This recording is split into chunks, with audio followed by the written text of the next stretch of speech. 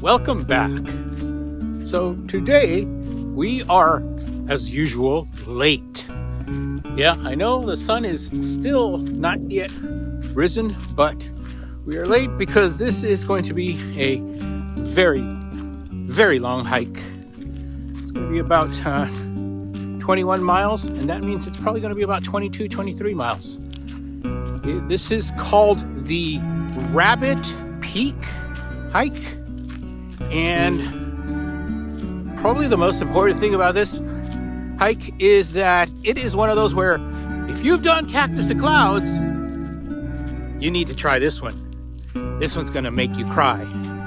So that's about all I really know about it. Looks like we're gonna be heading for those hills up there. As is often the case in some of these, I am dangerously unknowing of exactly what the character of this hike is. I know a little bit about it, but that this is going to be a bit like a desert hike, and that the beginning here is going to be kind of easy, which will be nice because, like I said, this hike is going to be about 12 plus hours, and I expect that means that I will be returning in the dark. So at least it looks like the last miles hopefully will be kind to me, so that while I'm coming back in the dark, I'm not going to be all that in trouble. So let's go ahead and get ourselves started. Like I said, we already started a bit, and my tracker's already saying I've got 14 miles to go. Sounds about right. Okay, so the weather out here is not too bad right now. It's probably about 46, 48 degrees. So that's the other reason that the best time of the year to do it, this is probably one of the last days to do it. You don't want to do this in the summer for obvious reasons, unless you're crazy like me. You don't want to do it too late in the fall though, because the days are too short, just like right now. You will not make it back in time. So the other thing about this one, like I said, what is going to make it challenging isn't right now. It's going to be that near the end of the hike, or near the summit, as I understand, that's where the very aggressive elevation gains are going to be. The ones that are going to make me cry.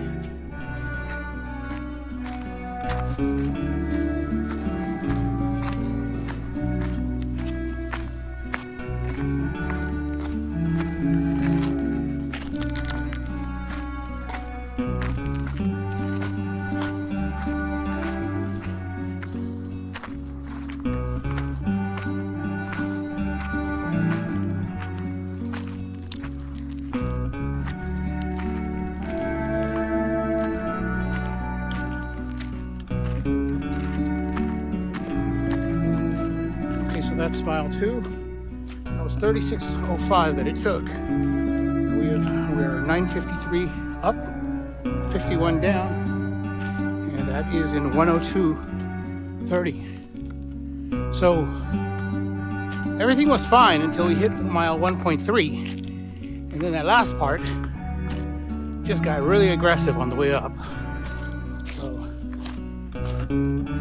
yeah. This is already starting to get serious.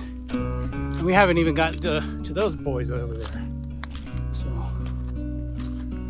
and honestly, as I look at this incline, it doesn't look that monstrous, but it's doing the job.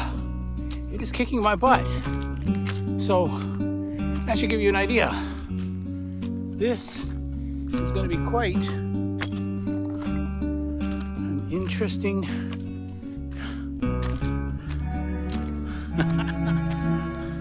rise. And then it's going to be interesting seeing this in the dark.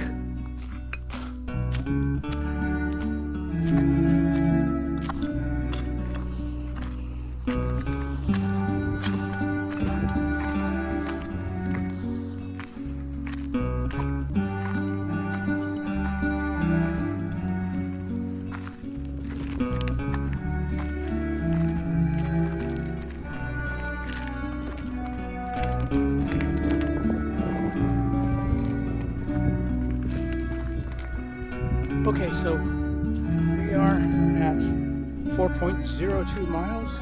That's 24.96 up, 52 down, and that's in 2 hours, 21 minutes, and 16 seconds. So this fourth mile was not as bad as that second and third mile. So the elevation gain is inconsistent, and it looks like I'm about to get my butt kicked again. But yeah, like I said, the trail itself, as you can see, actually, difficulty-wise, it's not. It's a modest trail. Nothing too tough. It's like one of those desert kind of rock trails, as you can see. But the one challenge is that there are parts where you just cannot pick out the trail. Now, there are some people who have put some little cairns, little rocks along the way to help you along. I know that cairns are controversial. Some people don't like them. But in this case, I think they are helpful. And even then, they're not enough, because some of them are just 2 or 3 rocks, and you're only going to see them if you're really up close. So, not as useful as you'd like. I know that in over Cactus Clouds nearby, that one they literally just spray painted the rocks so you can see where the trail is. I think they should do something similar to that. I mean, I understand people want the trail to look pristine and everything, but the very fact there is a trail already is not pristine. Also, as for water, remember this is a desert, and so I brought plenty of water. As a matter of fact, maybe too much, but it's better to bring too much than too little. I brought my 2-liter bladder, 2 1-liter bottles, and then my little 600 milliliter soft bottles. And that's for a total of 2, 3, 4, and then 6 and 6. That's 5.2 liters. So that's how much liquid I'm carrying. One thing about this, the flora here, the plants, is they are very unkind. You cannot touch a single thing here, which you might be like, well, duh. I know, but it still seems like that guy right there. That thing is just nothing but thorns.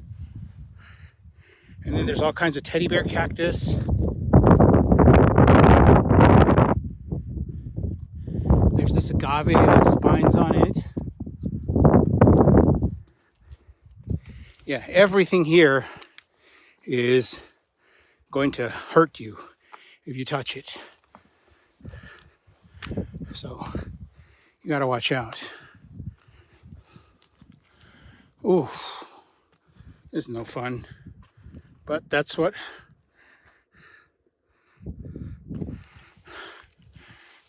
I signed up for. Ooh, okay, let's keep going.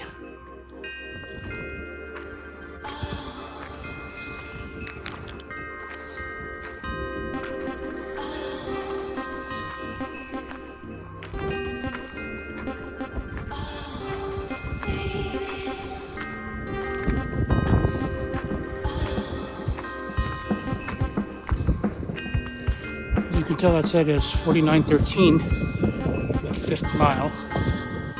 Yeah, we are at 34.51 up, 84 down, 5.01. Elapsed is 3:09.44. So,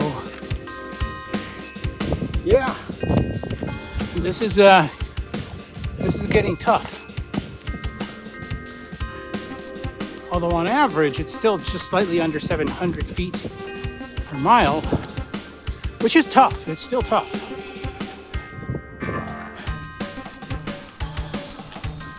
But what's going to get me is the distance.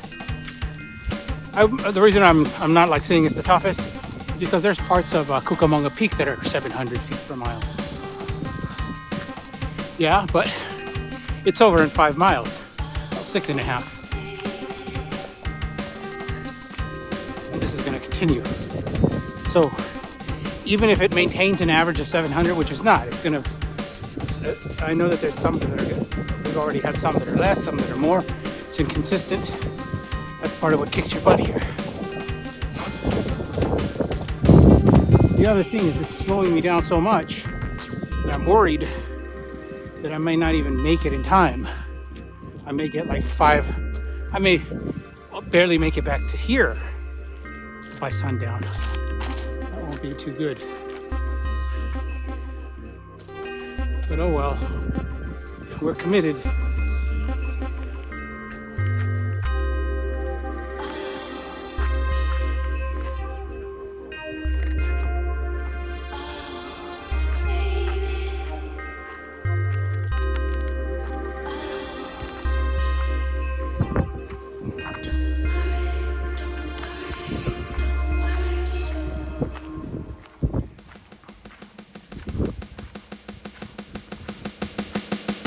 Okay, so as you can see, that 6th mile took an hour.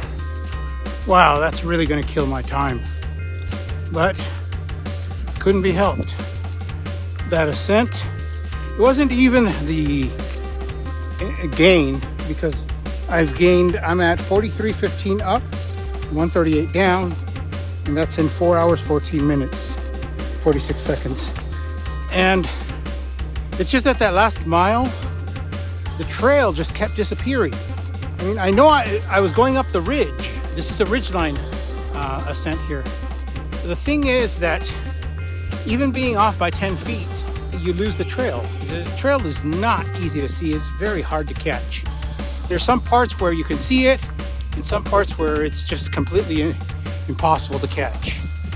Now you might be like, well, just follow the ridgeline. The problem is that if you follow the wrong parts, you're just going to end up going downhill. So it's happened to me before. Ridgeline ascents aren't just the, oh, it'll just go straight up. Well, no, the rocks take you where the rocks take you. So it's important that you still try to keep an eye on the trail so that you can follow it the way up. I mean, you can, like I said, you can just take the ridgeline completely ignoring the trail. Yeah, you can follow the ridgeline, but you're going to go even slower because you're going to be climbing all the rocks. As for water, I've at mile 4, I started drinking 300 milliliters every mile.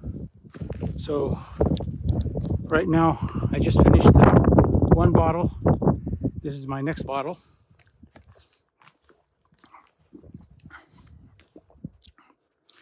And at that rate, since I just started at mile 4, if you do the math, you'll see that it gives me like almost 17 miles of water. So I should be okay with water. And it doesn't look like I'm losing too much, at least what I feel right now. But even if I don't know, 300 mils per hour consumed, per mile consumed, not too bad. If I feel something, of course, I'll change my plan.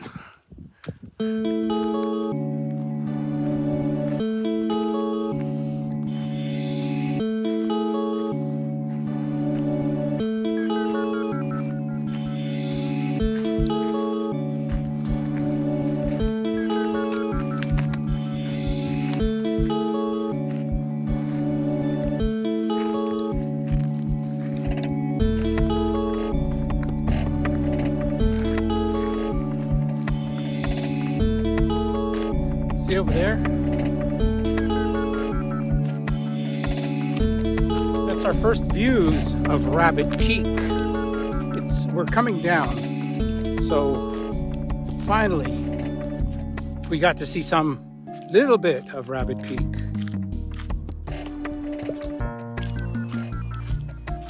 And there we go.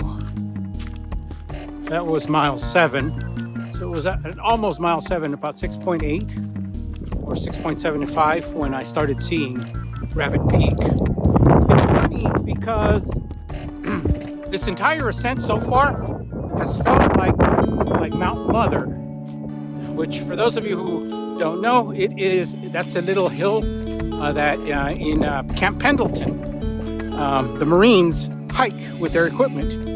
But the reason they call it Mount Mother is, well, it's Mother, anyway, the reason they call it that is because you never get to see the peak until like the last minute. Every time you think you see the peak, and it's like, you see like this, like these little things here, it's like, oh, I'm almost there. And then when you reach it, there's more, and there's more. And this is what this thing has been doing ever since back there. As a matter of fact, about a couple miles back, I kept thinking, wow, isn't this supposed to be like 7,000 feet? And it looked like it was going to end soon. Ooh, this is, gotta be careful here. Oh, these guys will stab me. Yeah. And so it keeps fooling you. It's only until now that I see Rabbit Peak that I now see where I will be. Haven't had a view of Rabbit Peak till now. So think about that. From the beginning, nothing. Can't see it. Now we see it. So that's about 4 miles away. So we'll see. The other thing is this trail is alone. There's nobody here. I haven't run into a single hiker. And this is a weekend hike. On weekends, all trails are full of people. Nobody here. So if you enjoy being in the middle of nowhere with nothing but your thoughts or your music, whatever you prefer, don't let anyone tell you how to do it. But if you want to be alone in the middle of nowhere, this is it. And you want some punishment. Oh, one last thing too is the cairns, the little cairns. There have been plenty of cairns, like I said, which help you relocate the trail. I mean, I have a GPS trail, but trust me, sometimes even that's not enough. I'm lost, but like I said, you can still be off by a bit and lose time. And the cairns are really helpful when you see them. So there's been plenty of them, and I really think that, I get that they're controversial and some people think they're terrible. I would argue in the wrong places they're terrible, but in the right places they're great tools, and they really make a difference. I'm trying to yell because I think the wind is going to make it hard to hear me. But yeah, no, this trail, a lot of cairns, and they're very small. They're very useful, and I'm glad. I thank whoever put them there. Thank you.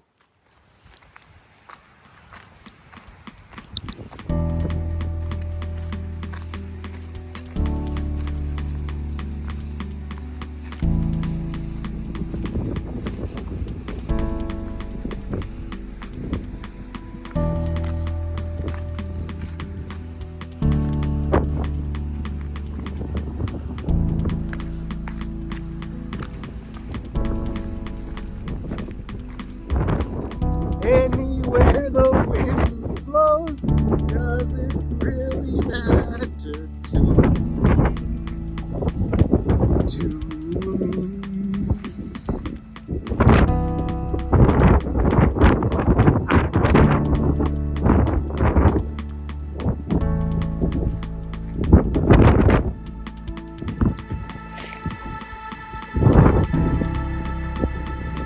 I see a little silhouette of a man. Scaramouche, Scaramouche, will you do the fandango? Gotta keep myself entertained.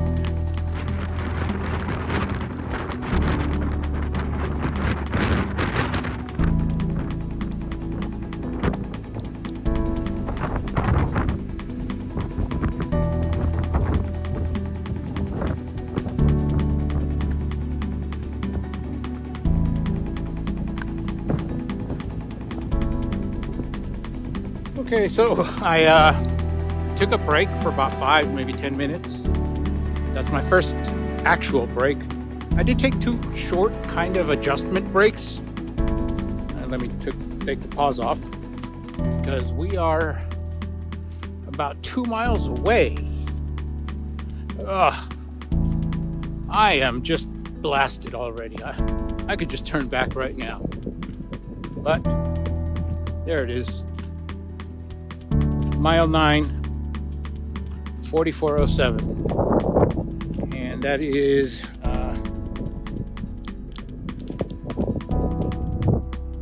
that's 5477 up and 1074 down.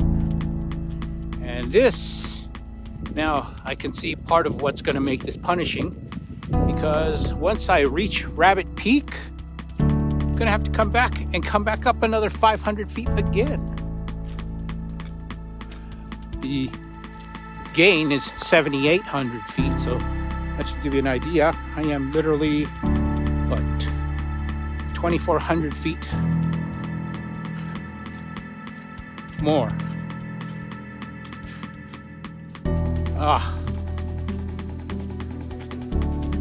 Well, who am I to complain? I signed up for this. I could turn back right now if I really wanted to. But then why aren't my legs turning around? Come on. Take me home.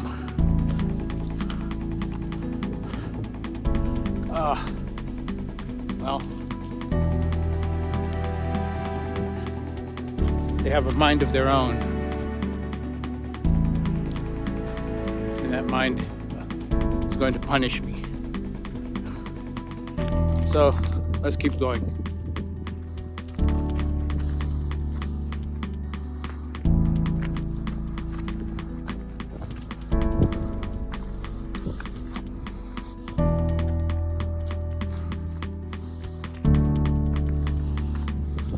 Okay, so that's 10.02 miles, and that is 59.98 up, 11.56 down, and elapses 7 hours, 7 minutes, 04 seconds.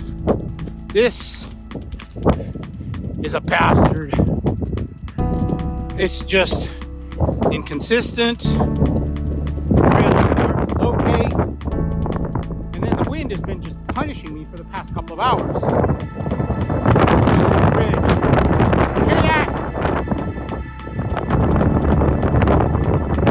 I still got about 1.3 miles to go. Right there. And it's 3 hours, a little more than 3 hours till sunset. Doesn't look like it, but yes. So I'm gonna get more dark than I bargained for, but I mean, look.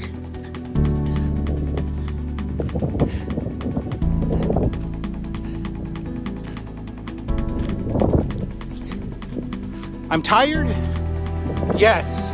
As a matter of fact, I'm so tired that I just decided that I'm not gonna push my speed. I'm gonna go at whatever pace I want, basically. What that means is normally once I feel like I need to do something, I do kind of push a little more, but I'm like my energy is like at the bottom of the barrel. I'm in energy saver mode. It's bad.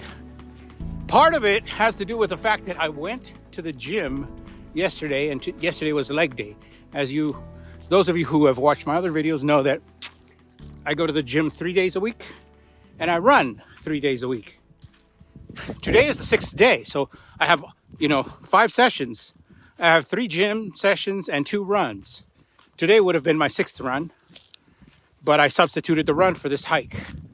But the whole point, though, is that yesterday was the leg day, and squatting hundreds of pounds on your thighs and then coming back and trying to do a 22-mile hike, yeah, it's a bad idea. That is almost certainly part of why I am, like I said, I just feel like I don't feel I can go faster.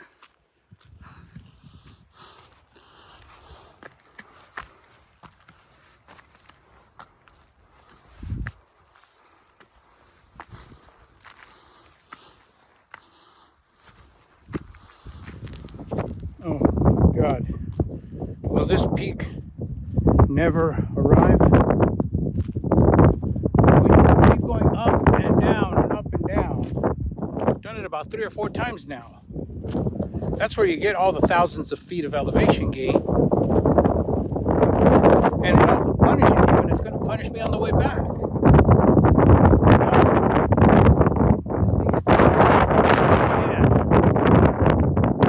It's a different character, but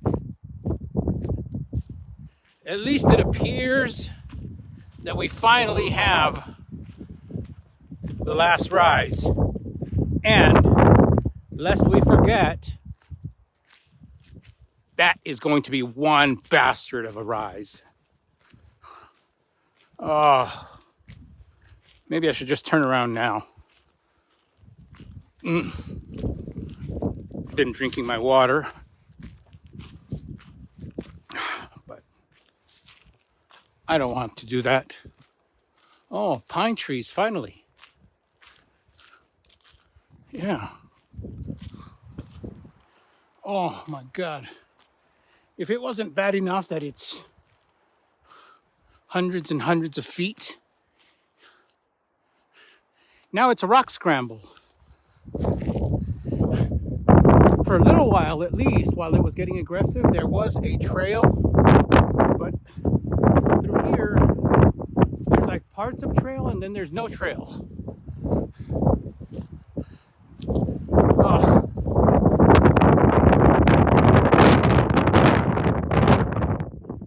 I just want this to be over. Oh.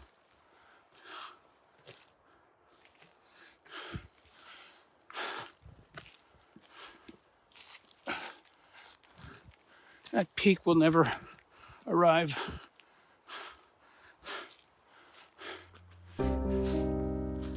This is a sufferfest.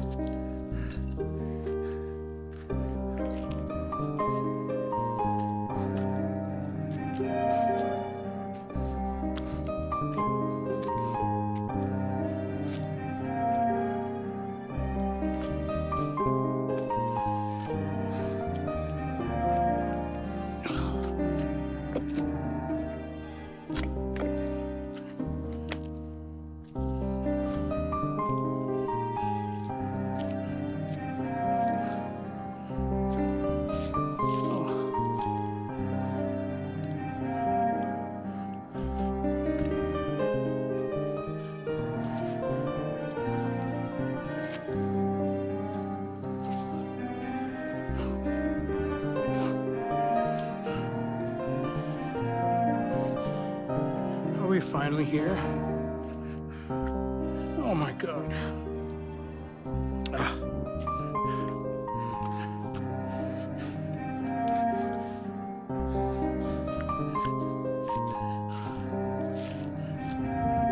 I've been so desperate to get up here, I forgot to drink water.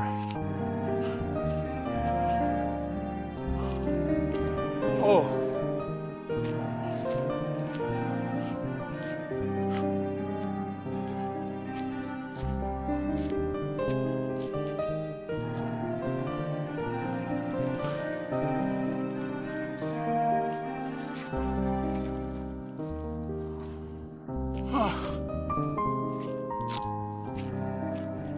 Come on, stop playing with me.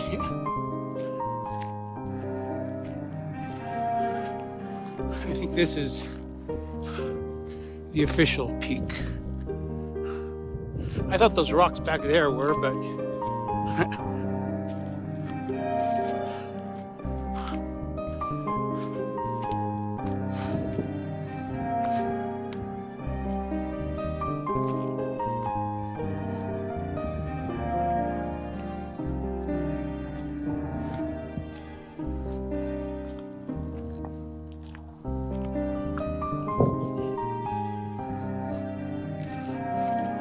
doesn't look like a rabbit.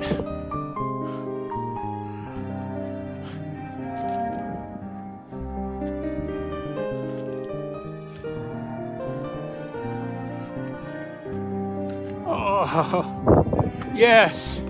There's the register box. We made it.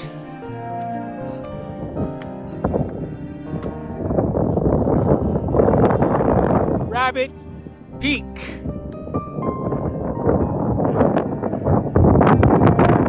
Wow.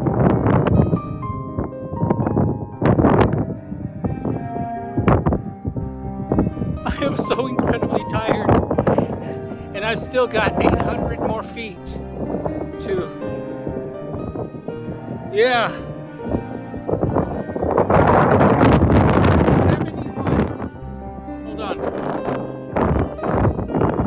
71, 74, up 1539, down 825.50 elapsed. That's 11.51 miles. Wow.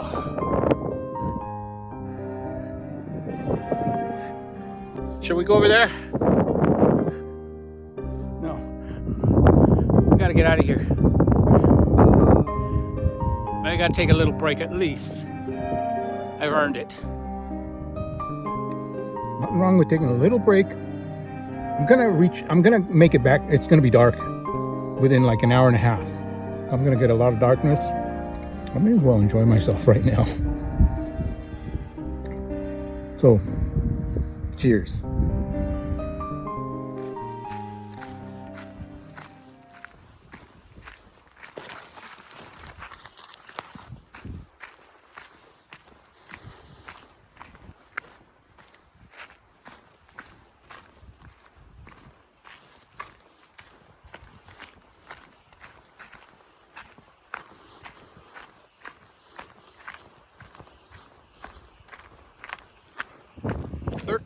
Miles, and we've got 75.11 up, 26.17 down.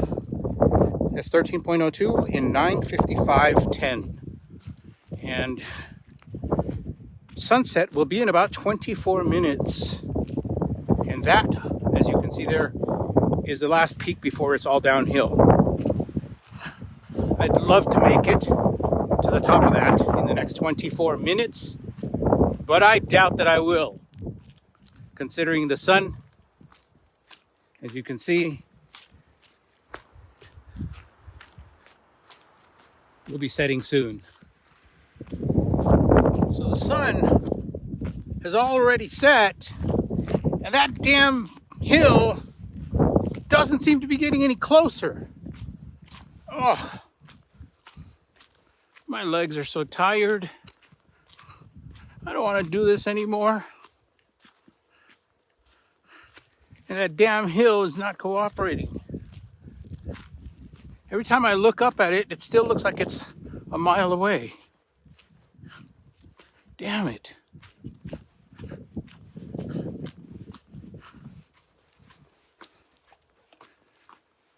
Oh, well. Let's keep going. The next day. Wow, oh my God.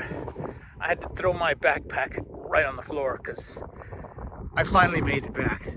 That was probably longer than the actual hike up. Note to self, don't do a hike where you may not know how bad the night hike is going to be. 1 week later. Okay, so as you can tell, this is days later. This is actually 7 days after the hike. And normally, as you know, I will record immediately, but this time there was a special circumstance that caused me to have to do this. And that is that I twisted my ankle on the way down. And it actually wasn't that bad when I did so. I twisted it at about 5 miles to the end, and it just got pretty bad. But, you know, I made my way down. As a matter of fact, that starts another story about how on hikes like this, you almost certainly don't want to, do the hike in the dark. Now, there are plenty that I've done in the dark, and this is a lesson for me, and I share that as a lesson with you, which is if you are not certain that the trail is going to be kind after dark, Wilson is kind after dark. Those are trails where you can still take them and come back down without too much problem. At least the last 3 or 4 miles are not gonna seriously endanger you, and you know there's no other real problems. Wildlife in the desert is not a problem. Anyway, the hike itself. So, here's the thing. The first mile, as a matter of fact, is kind of deceptively kind, if you notice. It's just nice little desert and everything. And you actually think, oh, well, this isn't going to be so bad. It's kind of like what we're walking through here. You know, it's just nice and not too tough. Then, little by little, it starts to get aggressive. It starts to get more and more aggressive. Now remember, this was supposed to be something like Cactus, like a challenge similar in difficulty and magnitude to Cactus to Clouds. And yes it is. This is not something that other hikers should try. This is not something that beginners or even intermediates or even advanced should try. This is something that athletes and crazy people. No, crazy people will kill themselves. You have to be an athlete. You have to be in very good shape. You have to be able to sustain a 20-mile hike without failing. Because if you fail, that's the other thing that I was going to say. I'm out there doing 11 and a half miles to the peak. And then, coming back down, the dark gets me, and the wind starts to blow. And it starts to get cool. Not super cool, but the wind makes it feel it just feels uncomfortable. It was my estimate, I'll put the temperature there, but it was probably in the 40s. It feels bad, you know? And I'm going down, and there were so many times when I'm tired, and you wonder if sometimes, maybe as a hiker, maybe at some point you're just like, screw this. I'm just gonna sit down and die. I don't care anymore. The agony, the displeasure, it's too far away. It was still literally like 5 hours away to get back. I'm like, you know what? It just seems like maybe I should just curl up in a ball and die here. And that's a very strong feeling. This is one of those things where your mental fortitude has to conquer. Because I'm guessing some people probably do just curl up into a ball and die. And so this is not a game. I share these challenges because there are some of you who are capable. But if you're not capable, if you don't have that mental fortitude where when you're faced with that kind of darkness, because that was dark. That was dark.